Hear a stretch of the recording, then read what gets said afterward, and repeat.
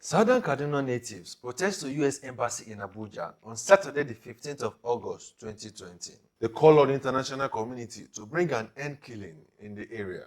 The protesters said they want justice in Southern Kaduna, as they perceive the killing in the Southern Kaduna to be unrelenting.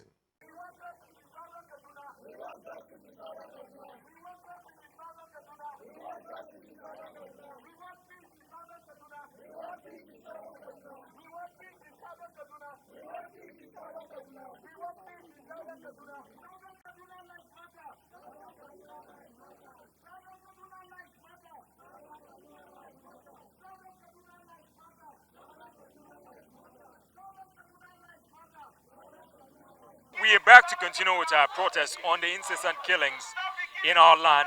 We cannot keep quiet. That's what I keep saying. You know, it has come to a point where if people die today, everyone keeps quiet, or we make noise just for today and tomorrow, and then we keep quiet. But next week, they resume with their killings. So for the past 1 month, we've been protesting, and we are not going to stop. We'll continue to protest against the killings in Southern Kaduna. We've had enough. Like, it has gotten to a point where we cannot keep quiet again. We're not going to cease. We're not going to stop talking until the perpetrators of this act are brought to book. That's what we intend to do. We decided to come to the U.S. Embassy because initially it started with us ranting on social media, but it seems our rants on social media are not yielding results enough. And then we decided to use the Nigerian media. We've been to normal places where we could hold our protest, and nothing has been done. So we decided to bring it to the attention of the international community. This is a place where we want the international community to put an eye on the Nigerian government.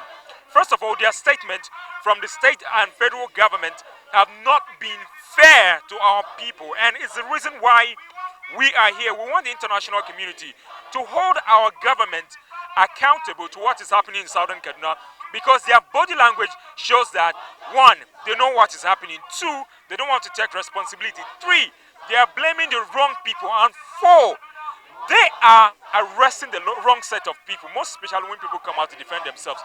We cannot let our brothers, you cannot beat me and then stop me from crying. It's not possible. We're not going to allow that. In over 16 communities along the Kala remote axis, where again over 100 people were massacred, and over 18 communities have been displaced. They are now living in camps, not camps organized by the government, not camps organized that the people will get help, but they are in uncompleted buildings and squatting in very dehumanizing conditions with relations. And so there is a huge humanitarian crisis. But these invasions have not stopped there. The invasions have continued in Zangon Kataf local government. On the 10th of July 2020, Zangon Kataf communities were invaded, where Kigudu and Chibo were attacked, and 24 people were massacred in their sleep. And today we have IDPs numbering over 5,000 in Zokwa.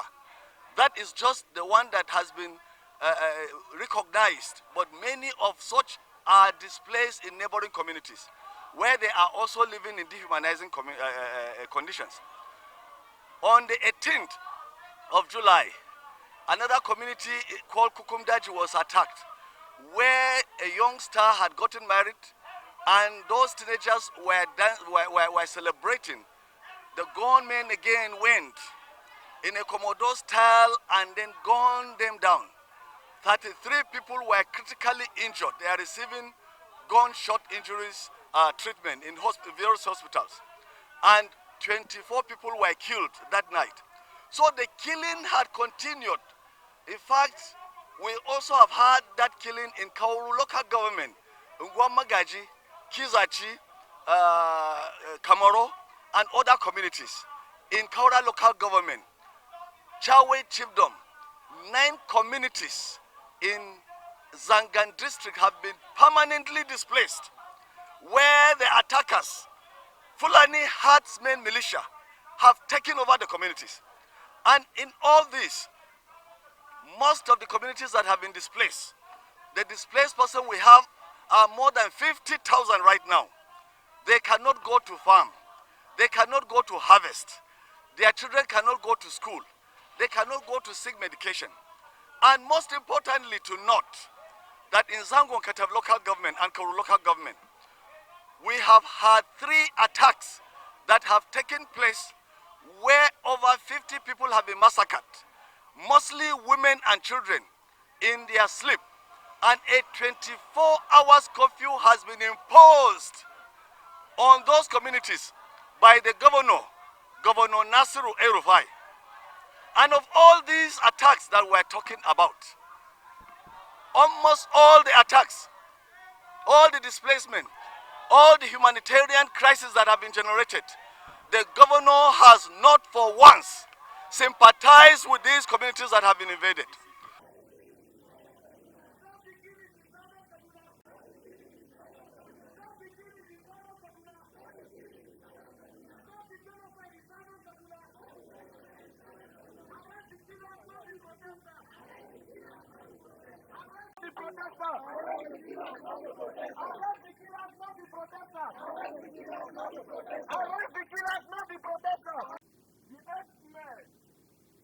The bandits, the terrorists that are fighting and killing the people of Southern Kaduna, and I want our policemen and everybody to hear. The people of Southern Kaduna have the capacity to defeat them. So because the people of Southern Kaduna have submitted their will to the Constitution and Federal Republic of Nigeria, believing that the government of Kaduna State and Federal Republic of Nigeria will secure them, therefore they decide not to take up arms. Because believing that the security agencies will protect them. That is why I want to say that the government is culpable in the killings that is going on in Southern Kaduna. Because the only why the government is culpable, the government of Nigeria, the government of Kaduna State are culpable in the killings going on in Southern Kaduna is that the people of Southern Kaduna have the capacity to defend themselves. Having submitted this will to the government of Kaduna State, having submitted their sovereignty to the Federal Republic of Nigeria, if you cannot defend the people of Southern Kaduna, it means that you are culpable. Southern Kaduna lives matter.